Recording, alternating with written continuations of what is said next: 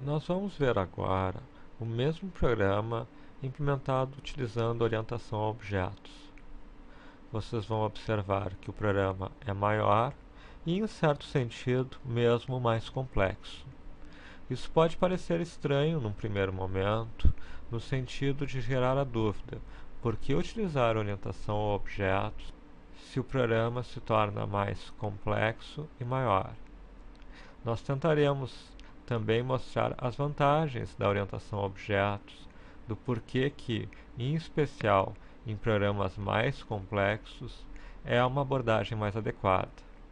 Mas, verdade seja dita, enquanto trabalhamos com pequenas aplicações, muitas vezes não se justifica, do ponto de vista prático, preocuparmos-nos com orientação a objetos quando obtemos o mesmo resultado, trabalhamos apenas com funções, variáveis globais e, num programa pequeno, não chegamos a ter, de fato, um bom aproveitamento das vantagens que a orientação a objetos nos traz. Vamos observar o código então. O código HTML é, em certo sentido, o mesmo. Vamos ver o código JavaScript. Aqui observamos que utilizamos window.onload.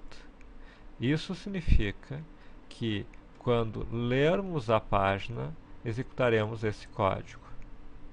Se nós não tivéssemos isso, se esse código simplesmente fosse diretamente colocado aqui em JavaScript, ele começaria a executar imediatamente. Poderíamos, por hipótese, ter uma situação em que o código começasse a executar antes do download da página ter sido concluído. Como em JavaScript estamos acessando elementos da página HTML, é comum utilizarmos este elemento, essa estrutura, para garantirmos que o código JavaScript somente será executado uma vez que o código HTML já tenha sido todo trazido e processado pelo navegador. Aqui temos nossa primeira classe, cenário, e nosso primeiro objeto, meu cenário. Nós iremos tratar basicamente com três classes, três objetos. Teremos o cenário, teremos a nave e teremos a classe dos inimigos. O cenário, nós criamos ele passando a largura, a altura, o ID de MyCanvas e o ID de inimigo. Precisaríamos também passar o ID de nave, mas isso nós fazemos numa função seguinte. Isto significa que qualquer mudança da largura ou da altura do cenário que nós utilizamos, ou qualquer mudança no HTML em que utilizemos outros IDs, por exemplo, ficam restritas a esta chamada.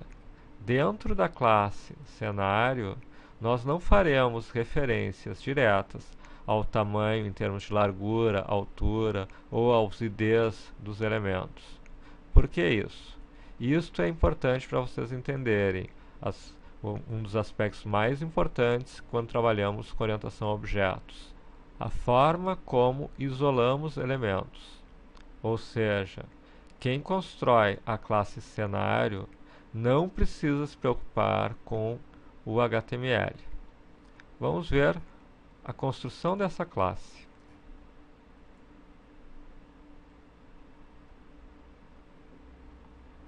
Ela é construída dessa forma, como uma função.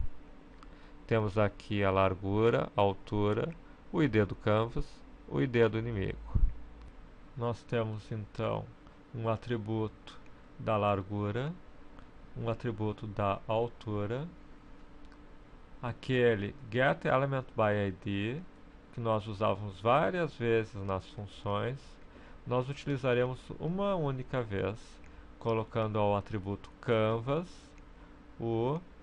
a referência ao elemento do HTML. E da mesma maneira, imagem inimigo, o getElementById de ID inimigo. E também guardaremos no atributo ctx o contexto do canvas. Temos um item limite y, que veremos na sequência, que também recebe a altura. E temos alguns métodos. Nós iremos ver cada um desses métodos à medida que eles forem sendo usados no código. Então vamos agora retornar à nossa chamada. Fizemos a chamada ao cenário e temos a chamada a cria cenário. Nós iremos criar o cenário em si. Cria nave, onde iremos criar a nossa nave. E chamamos um desenha cenário. Vamos ver cada um desses três métodos da classe cenário. Cria cenário. No cria cenário, nós observamos aqui uma variável interna que tem as posições x, y, dx dos nossos inimigos. No entanto, isso é apenas uma variável interna dessa função, não uma variável global. Ela não será mais referenciada no futuro. E poderíamos estar recebendo isso de um banco de dados ou de qualquer outro local. Nossos inimigos no jogo não serão armazenados como valores de x e y num array. Eles serão armazenados como um array chamado armada inimiga. Um array do que? Um array de inimigos. Eis nossa terceira classe, a classe inimigo. Nós iremos, em armada inimiga, ter um array de instâncias, de objetos da classe inimigo. Cada um deles nós chamamos eles. Nós iremos ver na sequência a construção da classe inimigo. Cada um deles nós definimos a imagem do inimigo. Então, antes de ir para o objeto inimigo, o cria cenário, basicamente, nos constrói a estrutura de todo o array dos inimigos, a armada inimiga. Nós temos depois o cria nave. Criamos as naves inimigas, deve ser a criação da nossa nave. Cria nave. Nós temos aquele limite y que nós havíamos mencionado. Ele agora é subtraído da altura.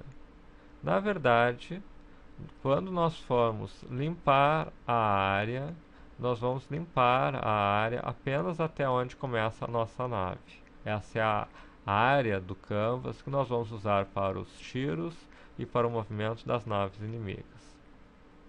Observa que tudo é parametrizado. Se nós trabalharmos com naves com uma altura ou largura diferente, todo o código vai funcionar, porque colocamos todo ele vinculado aos parâmetros que passamos no início da construção dos métodos. Temos a imagem da nave, que recebe o ID, e construímos mais uma classe, a classe nave. Então nós tivemos a construção do cenário, que criou a armada inimiga, a construção da nave. Nós temos que cenário tem o armada inimiga, que é um array dos inimigos, um array dos objetos da classe inimigos, e um objeto da classe nave. E depois chamamos o desenha cenário. Desenha cenário nos limpa até o limite, nos limpa toda a área que envolve os inimigos e os tiros, e para cada um dos elementos da armada inimiga, ele manda redesenhar aquele elemento. Observem como isso é feito. Da armada inimiga e, quer dizer, o primeiro, segundo, terceiro, quantos forem os objetos do armada inimiga, eu chamo para cada um deles uma função desenha. Observem que nós conseguimos entender o que está acontecendo sem ainda entrar no que é a classe inimigos e no que é a classe nave. Nós sabemos que ficará como responsabilidade de cada uma dessas classes uma série de operações. Por fim, nós temos o executa ciclo a cada 30 milissegundos. Executa ciclo é uma chamada que chama no meu cenário move inimigos. No cenário move inimigos nada mais é do que a semelhança de desenho cenário, uma varredura de todos os elementos da armada inimiga, chamando para cada um deles o comando move. E por fim, novamente, o desenho cenário. Nós temos ainda as chamadas de move nave e tiro. Move nave chama no meu cenário move nave e tiro chama no meu cenário tiro. Move nave e tiro no cenário chamam o método respectivo de nave. Nave.moveNave, nave.tiro. Bom, quando olhamos cada um desses objetos, o objeto inimigo e o objeto nave, eles têm seus métodos que fazem o quê? O define imagem apenas está setando o atributo interno imagem. O desenha no inimigo simplesmente desenha aquele inimigo com aquela imagem nas suas posições. Ele tem uma posição X, uma posição Y e ele faz um desenho. E o move simplesmente faz com que o X aumente aquele dx que nós já conhecíamos e que, se estiver dentro de certos limites, inverte o caminho por onde ele vai. Da mesma maneira, o nave, quando é construído, recebe informações de x, y, largura, altura, define um limite à esquerda e um limite à direita, para onde vai, recebe e coloca como atributos da imagem da nave, do contexto do canvas, e quando tem o move nave, ele recebe aquela posição X e faz o movimento de acordo com aquele comando. Quando recebe o tiro, realiza o comando de acordo com o mesmo comando. O código, na verdade, é muito parecido com o anterior, apenas estruturado de uma outra forma, em certo sentido mais complexa. Mas, quando observamos cada objeto isolado, por exemplo, inimigo, nós conseguimos abstrair de todo o resto do código. Então, essa complexidade que nós agregamos, que num primeiro momento parece uma desvantagem, ela se torna particularmente relevante quando temos códigos muito grandes, porque nós podemos pensar em apenas um objeto do tipo inimigo e trabalhar apenas nele. Se nós formos mexer no tipo de movimento do inimigo, nós só nos preocupamos com a classe inimigo e com o método move. Nós não nos preocupamos tanto com tudo o que acontece no restante do código, porque se ele estiver bem estruturado, utilizando bem a orientação ao objeto, as mudanças que nós fizermos aqui ficarão restritas aqui. Apenas farão a nave se mover de uma maneira diferente, mas o restante do código não é impactado por isso. Nós iremos ver como implementamos, orientado ao objeto, a forma da nave ser atingida pelo tiro. O importante, de qualquer forma, é que é uma boa prática, especialmente se pretendemos desenvolver programas maiores e mais complexos em JavaScript, começarmos a pensar e estruturar os códigos utilizando este formato, ou seja, utilizando a orientação ao objeto, e não na forma do primeiro programa que nós fizemos, em que as informações ficavam invariáveis e utilizávamos apenas as funções manipulando aquelas variáveis.